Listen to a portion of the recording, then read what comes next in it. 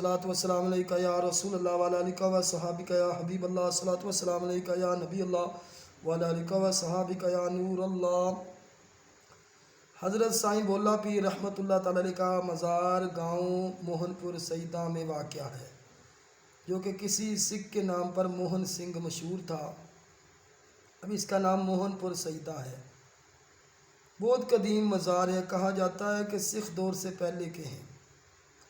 محمد علی ولد قائم then of Mohan پور ڈوگرا کہتے ہیں کہ یہ مزار زمانہ قدیم میں سیلاب میں بہتا ہوا آیا۔ اس کے ساتھ ایک درخت تھا جو کہ تاحال موجود ہے۔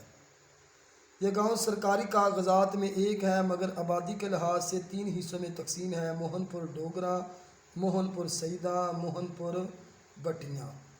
سادوں کی سے جو سڑک میاں والی بنگلہ جاتی ہے، بائیں طرف گولڈن نواب سے آگے یہ گاؤں ہے۔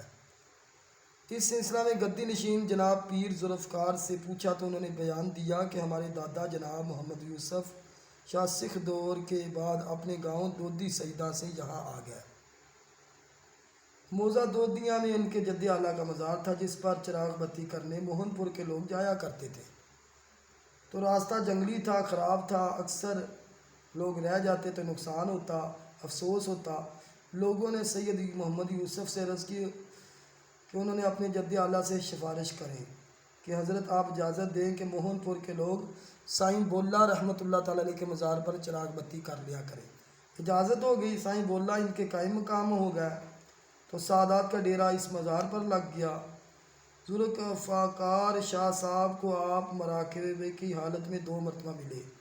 سیاہ لباس، وزنی گنی داڑھی، گنی زلفیں ہیں، ہاتھ میں تلوار ہے۔ دوسری مرتبہ زیارت ہوئی تو ایک اور بزرگ ساتھ ہے۔ میں نے عرض کی حضور کچھ تعارف بھی فرما دیں۔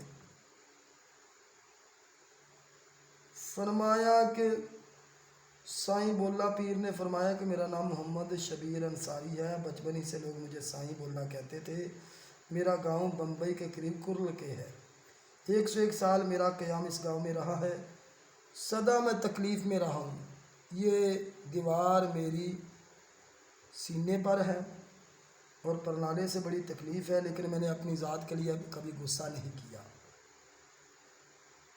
مجھے 3 ماہ میں صرف ایک چھٹی ملتی تھی، چونکہ عالم روحانیت میں بزرگان کا تقرر ہوتا ہے۔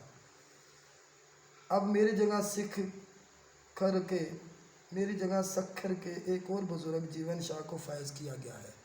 کیونکہ بزرگ آزاد ہوتے ہیں، کون کہتا ہے کہ مومن مر گئے، قید سے نکلے، وہ اپنے گھر گئے۔ نام میرا ہے، مزار میں ڈیوٹی ان کی ہے۔ میرے ساتھ یہ میرے دوست فریاد ہیں، جو کہ ذات کا موچی ہیں۔ میرے ساتھ آیا تھا، اب ہم واپس جا رہے ہیں، اس لیے ملاقات کر لی ہے۔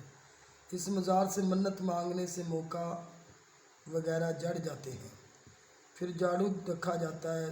سامنے چھپڑ سے 7 ڈیلا مٹی کو گھسنے سے سوکھنے والے شفا پا جاتے ہیں۔ سیلاب والے قول کے مطابق یہ مزار 101 سال سے قائم ہے، جبکہ دوسرا مفہوم یہ بھی نکلتا ہے کہ یہ بزرگ 101 سال اس گاؤں میں حیات رہے۔ واللہ عالم بالصواب۔ اللہ کریم ان بزرگوں کے فیض و برکات عطا فرمائے۔ برائے مدینہ اولیاء کاملین کو ماننے والے چینل کو لائک سبسکرائب شیئر کر دیں۔ السلام علیکم ورحمۃ اللہ وبرکاتہ۔